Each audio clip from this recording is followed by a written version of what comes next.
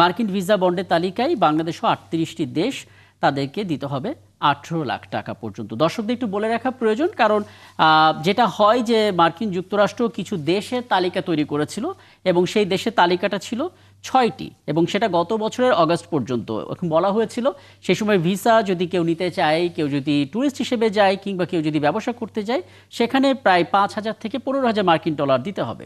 তারপর দেখতে পেলাম আমরা ৭ দিনে এটা ২৫টি দেশে পরিণত হয়ে গেছে, এবং আজকে যখন আপনার সাথে কথা বলছি তখন সেটা ৩৮টি দেশ আসলে সেই বন্ডের তালিকায় ঢুকে গেল।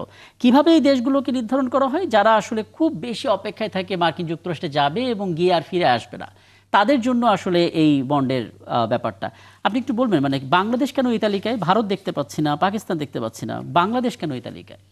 না দেখেন, বাংলাদেশ কেন এটা তো বলা মুশকিল। তবে বাংলাদেশের লোকজন যারা যায়, অনেকে মধ্যবিত্ত ঘর থেকেও যায়, যারা পড়াশোনা করতে যায়, ওখানে গিয়ে অনেক জব টপ করে, পার্ট টাইম করে, অড জব করে, এভাবে টিকে থাকার চেষ্টা করে। এখন বাংলাদেশ যে তালিকাটা আসছে, আমাদের জন্য $15,000 ইউএস ডলার দিয়ে যাওয়া, ১৮ লাখের উপরে। 18 লাখের উপরে, এই টাকা দিয়ে যাওয়া তো খুব কষ্টসাধ্য ব্যাপার। তারপরে এটা তৈরি করেছে ডোনাল্ড ট্রাম্পের মিশন। সেটা হচ্ছে যে যা অনেক যেসব দেশের নাগরিক আমেরিকাতে গেলে তারা আসতে চায় না, ফিরে আসতে চায় না, ওখানে থেকে যেতে চায়, এইরকম নাগরিকের তাদের তালিকা তারা করছে, এটাই বলা তাদের পক্ষ থেকে যুক্তি। কিন্তু প্রশ্ন হচ্ছে, আমরা বাংলাদেশের জন্য বেশি আমরা উদ্বিগ্ন। বাংলাদেশের ধরেন এটা তো মধ্যবিত্ত অনেকেই পড়তে যায়, আমার জানা মতো অনেকেই গেছে।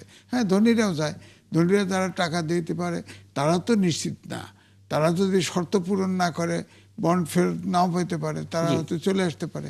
কিন্তু আমি ভাবি যে আমাদের দেশ থেকে যারা যায়, ওখানে লেখাপড়া করতে যায়, অনেকে অর্জব করে, অনেকে ওখানে যায়, যান সিটিজেনশিপ নেয়, থাকে ওখানে, এরকম।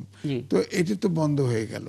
18 লাখ টাকা কি করে আমি দিবে? তাহলে এখানে আবার আবার একটু আলাপ করব, কারণ একটা ডেভেলপমেন্ট আছে। আজকে পররাষ্ট্র উপদেষ্টা স্পষ্ট করে বলেছেন যে ওয়াশিংটনের বলছে সঙ্গে ওটা কথা বলবেন, নেগোশিয়েট করবে। নেগোশিয়েট এখন করবেন। নেগোশিয়েট করলে ধরেন ওই কর একবার বসাইছে না এক্সপোর্টের উপরে, বসাইছিল, নেগোশিয়েট করতে গিয়ে গোপন চুক্তি করে আসছে, আবার কোন শর্ত দিয়ে আসে আবার তার তো একটু, ঠিক নাই। হ্যাঁ, এটা একটু কথা বলি। ওয়াশিংটনে বাংলাদেশ দূতাবাসের প্রেস মিনিস্টার গোলাম মুর্তজাকে আমরা পেয়ে গেছি। গোলাম মুর্তজা, আপনাকে অনেক ধন্যবাদ, কৃতজ্ঞতা, এবং আরও আগে পেলে ভালো হতো।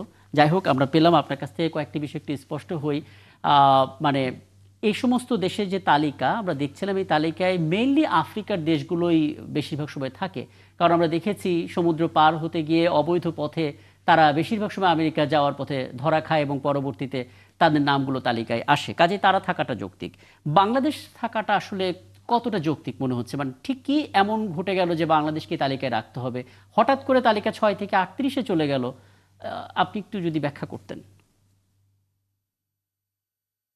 পুরো ব্যাপারটা ব্যাখ্যা দেওয়ার জন্য একটু সময় প্রয়োজন। আমি জানি না আপনার হাতে কতটুকু সময় আছে, আমি দেরিতে যোগ দেওয়ার কারণে, না যতটুকু। হলে একটা জি, বিভ্রান্তি ছড়াতে পারে। জি, প্রথমত কথা, এই যে ভিসা বন্ড, এটা কিন্তু সব ভিসার ক্ষেত্রে প্রযোজ্য নয়, যেটা আপনাদের আমাদের পরিষ্কার হওয়া দরকার। এটা প্রযোজ্য হচ্ছে B1 B2 ভিসার ক্ষেত্রে। B1 B2 ভিসা মূলত যারা ভ্রমণ করতে আসেন, বেড়াতে আসেন, তাদের জন্য, ভ্রমণ বা ব্যবসায়িক কাজে আসেন, তাদের জন্য। জি। শিক্ষার্থী থেকে শুরু করে অন্যদের ক্ষেত্রে, অন্যদের যে বা অন্যান্য যে ভিসার যে ধরন, সেই সমস্ত ভিসার ক্ষেত্রে এটা প্রযোজ্য নয়। এটা আমাদের প্রথম বিবেচনায় রাখতে হবে। দ্বিতীয় বিবেচনায় রাখতে হবে যে বাংলাদেশ এই তালিকায় কেন। কোনো সন্দেহ নেই যেটা বাংলাদেশের জন্য অত্যন্ত কষ্টকর ব্যাপার, দুঃখজনক ব্যাপার, উদ্বেগের ব্যাপার। ব্যাপার এখানে যুক্তরাষ্ট্রে যারা বসবাস করছেন তাদের জন্য যেমন উদ্বেগের, বাংলাদেশে যারা বসবাস করছেন তাদের জন্য উদ্বেগের, সরকার দূতাবাস যারা আছেন তাদের জন্য উদ্বেগের, এবং জিনিসটা মোটেই কোনো ভালো কিছু নয় বাংলাদেশের মানুষের জন্য। এখন প্রশ্ন হচ্ছে, এই ধরনের তালিকাতে আসে কেন বা আসলো কেন? জি। এই ধরনের তালিকায় আসে বা তালিকা করে, এটা হচ্ছে যুক্তরাষ্ট্রের একান্তই নিজস্ব নীতি। বর্তমানে যুক্তরাষ্ট্র সরকারের অভিবাসন বিষয়ে যে নীতি, যে কঠোর নীতি, প্রথমত নীতিটা কি? নীতিটা হচ্ছে অভিবাসীদের তারা উৎসাহিত করবে না, 1 নাম্বার।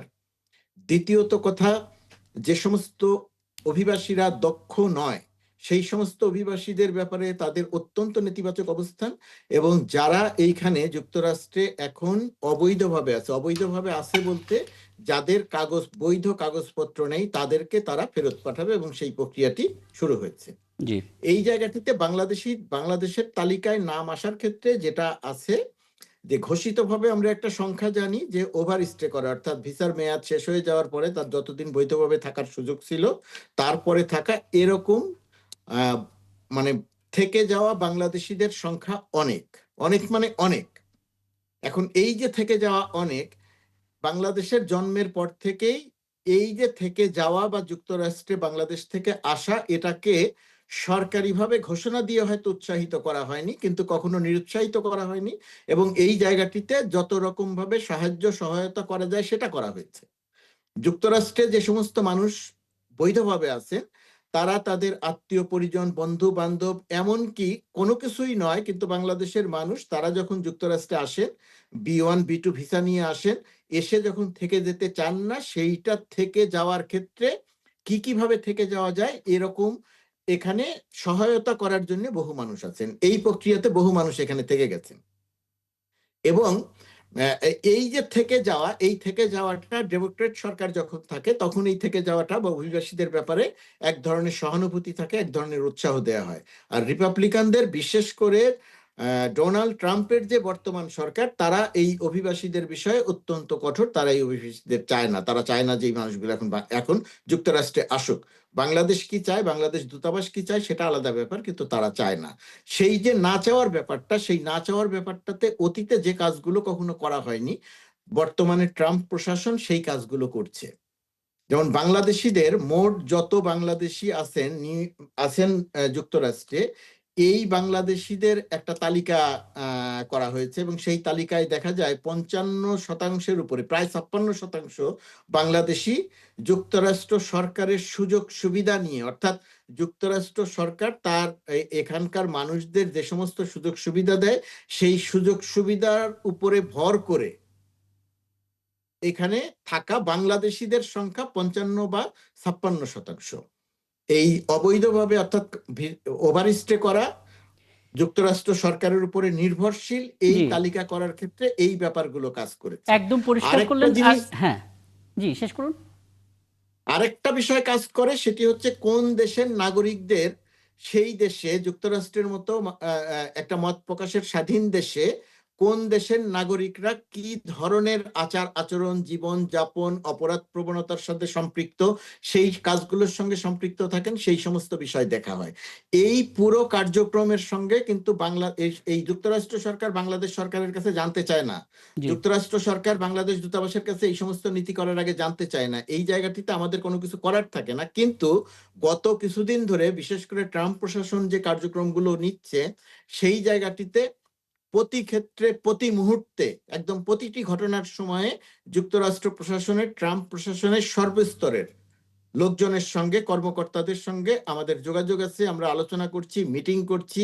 তারা যে সমস্ত বিষয় বাংলাদেশের কাছ থেকে চায় এবং বাংলাদেশের পক্ষে যে সমস্ত কাজ করা সম্ভব সেই কাজগুলো বাংলাদেশ সহায়তা দিয়ে যাচ্ছে। তার মধ্যে একটা বড় ব্যাপার হচ্ছে অবৈধভাবে যারা যুক্তরাষ্ট্রে আছে, আইস যাদেরকে ধরছে এবং ডিটেনশন ক্যাম্পে রাখছে, তাদেরকে কোন দেশ কত দ্রুত ফেরত নেয়ার ক্ষেত্রে সহায়তা করলো, এই ধরনের তালিকার ক্ষেত্রে সেটাও একটা ক্রাইটেরিয়া, এবং সেই জায়গাটিতে বাংলাদেশ একটা সন্তোষজনক জায়গাতে আছে। অর্থাৎ সবকিছু মিলিয়ে যুক্তরাষ্ট্র সরকারের সঙ্গে বাংলাদেশের সম্পর্কটা খুবই হৃদ্যতাপূর্ণ অবস্থায় আছে, কিন্তু যুক্তরাষ্ট্র সরকার এবং সরকারের যে নানাবিধ এজেন্সি, নানাবিধ উইং আছে, সেই উইংগুলো স্বাধীনভাবে কাজ করে। সেই স্বাধীনভাবে কাজ করতে গিয়ে তারা এই অভিবাসন নীতি, বর্তমান সরকারের অভিবাসন নীতি অনুযায়ী এই তালিকাগুলো করা হচ্ছে। যুক্তরাষ্ট্র সরকারের সঙ্গে আমাদের পক্ষ থেকে একদম পরিষ্কার করে আপনি বলেছেন এবং আলোচনাও চলছে, সেটাও জানালেন। আমি ধন্যবাদ জানাচ্ছি আপনাকে, কারণ ট্রাম্প যখন নির্বাচনে অংশ নেয় তখন তার ইশতেহারে কথাটা ছিল ইমিগ্রেশনের ব্যাপারে তিনি খুবই স্ট্রিক্ট ছিলেন এবং মেক আমেরিকা গ্রেট এগেইন এই ক্যাম্পেইনে বারবার আসলে এই পয়েন্টটা থেকে হাইলাইট করছিলেন। কাজেই সেই জায়গা থেকে তারা এই কাজটা করেছেন তাদের নিজস্ব নীতির উপরে, এবং প্রত্যাশা থাকবে হয়তো বাংলাদেশ তাদের দাবির জায়গাটা খুব চমৎকার করে প্রকাশ করতে পারবে। অনেক ধন্যবাদ আপনাকে, আপনি আমাদেরকে সময়টা দিয়েছেন।